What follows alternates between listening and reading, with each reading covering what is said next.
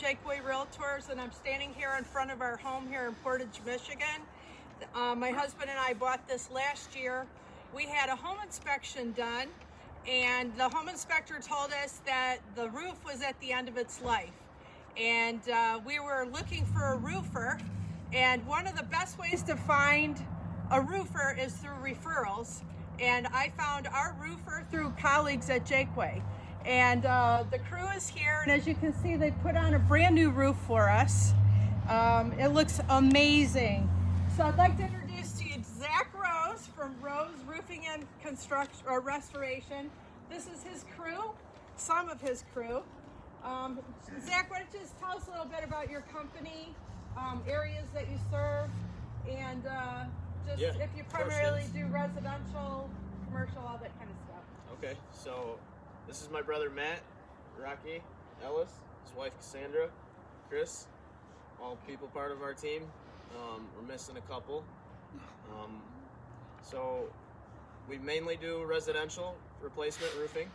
We also do residential new construction roofing, a little bit of commercial. Only shingle roofing as of right now.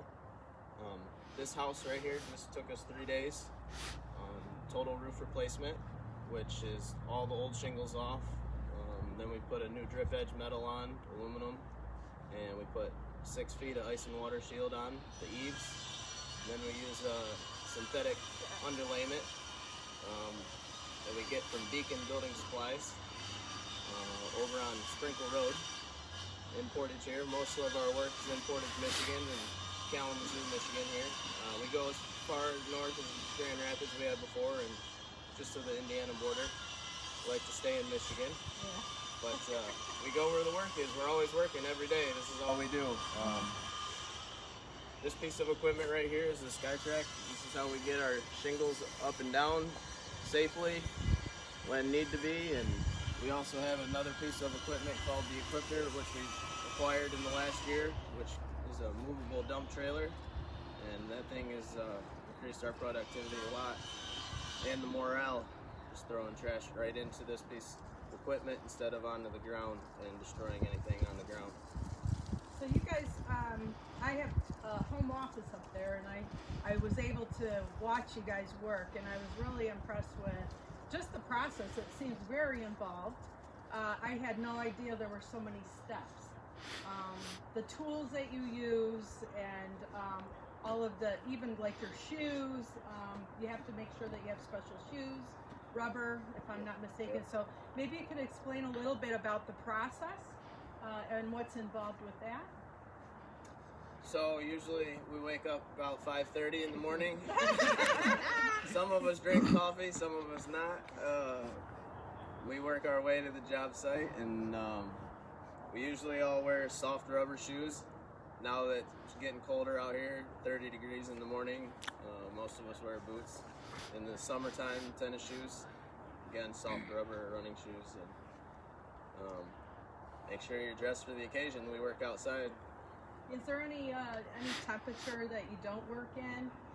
Like, say in the summer. Oh, of course, yeah. When it gets too hot? When it's too hot, sometimes it's not good to be on the roof, especially 100 degrees. Oh, okay. The shingles are soft, you can leave footprints in them. So if it gets too hot, we'll start extra early and leave early. Okay. We can damage the material and get a heat stroke if it's too hot. And then if it's too cold in the wintertime, 0 and below, it's not necessarily good to apply shingles. They become brittle. Right. We do mostly new construction homes in the winter though. Okay. We don't really tear off in the winter. But they build them all winter and they need roofs so everybody else can get inside and do their jobs. Right. So tell us a little bit about the process. I know you have a special shovel that you use to get the old shingles off. Sure, we use a shingle, it's called the Shingle Eater. 55 inches long and looks like a duck bill. Yeah. So that pulls all the nails out of the roof that hold all the old shingles into the roof. And from there we clean the roof using leaf blowers and hammers and pulling all the old fasteners. And we check for any rotten wood that needs replaced, replace that when the shingles are off. Yeah. Inspect the whole deck and all the flashing. Make sure there's no holes in any of the flashing. No decking that would have any mold or moisture, anything that needs to be replaced. Then we start our new application after we leaf blow the whole entire house, and that's where we apply our aluminum drip edge, and then our 6 feet ice and water shield, and our synthetic paper underlayment. And then most of the time we use a standard 30-year shingle, which is Certainteed Landmark is our most popular shingle that we use. We also use a Certainteed Landmark Pro, which is a 50-year shingle. And then we put a ridge vent across the peak. It's how the house breathes. The air comes in the eaves down here, flows up on the underside of the deck on the roof and out the ridge vent. And after that, we put a little tar on the last 2 nails. Make sure your ground's 100% clean. Run magnets everywhere so there's no nails left behind. And take the trash to the dump. So most homeowners, they don't do anything until there's like a leak. What are some things that homeowners can do maintenance-wise to check on a regular basis or annual basis? Keeping gutters clean, keeping sticks and brush off, trees trimmed off of it. Trees grow, touch the roofs, they start growing moss and mold. Sticks start poking holes in the shingles. If it hails real hard, have it checked for hail damage. Okay. Just, if a shingle blows off in a windstorm, that can happen. Make sure it gets replaced ASAP so water doesn't get under the rest of them. If moss starts growing, get the agent to kill it because it can start growing and backing up under the shingles and popping them up. Which can be applied with power washers and bought at the big box stores. The ice dams that form, I've heard. How does that happen? So ice dams form when there's too much heat built up on the underside of the roof. There's not enough airflow. So as it gets warmer and colder outside during the day, and that heat stays in the house, it melts all the snow on top of the roof, and then it gets colder at night. It's still warm inside the house, but it's so cold outside, the ice builds up, and then it keeps thawing and freezing and builds up more and more. So you have to have the proper ventilation in your house, otherwise ice dams do occur. If air's not getting flown up to the top and out the peaks, then hot air stays in the house or lower on the roof towards the eaves and causes the ice dams. Okay. So how do you guys stay safe when you're up there? So we wear these harnesses. Okay. They're full body harnesses. And then we have 50-foot ropes for long distances and short ropes, and we also have retractables, which let us go shorter distances. Okay. And we also use jack boards, and on the really big ones, we What's have a these. jack board? The jack boards are the 2x6s that we had up there to hold our Oh, material. a 2x6. The jacks are just the brackets that hold the board Okay, and at the bottom of the roof. Yep, so we put these brackets into the roof, and then we put a 2x6 on the roof so we can stand on the board level for steeper roofs and work on the roof safely. And on the big ones, we have a set of guardrails that are this high that we put across the top. okay. So, any horror stories? Anybody falling through a roof or falling off a roof? Oh, I fell through a rotten truss, but just my leg went through. But we patched his drywall off. Yeah. Nothing really horrific happened. A little bit here and there. One time I'd fallen through a roof into a sunroom, and the homeowner wasn't even home, so I had to unlock the door and let myself back outside.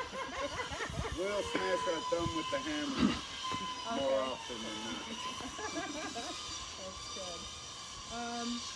So how does a homeowner determine what shingle they should put on?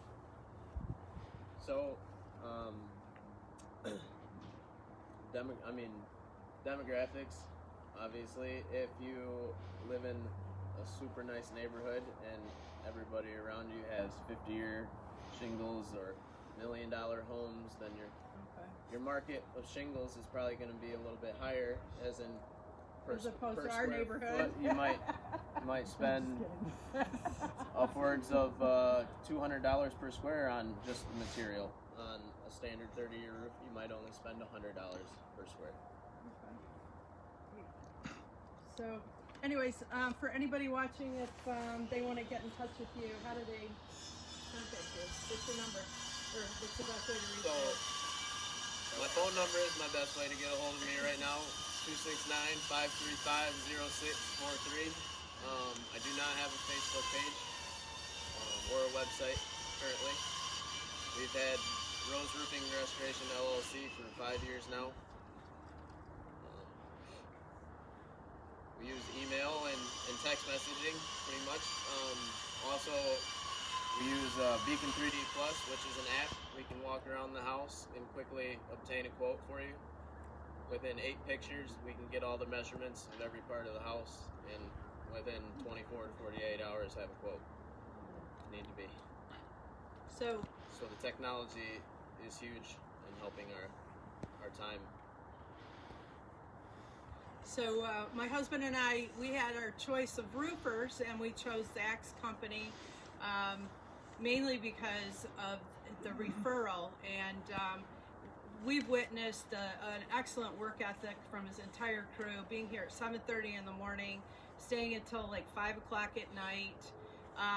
Just really excellent work.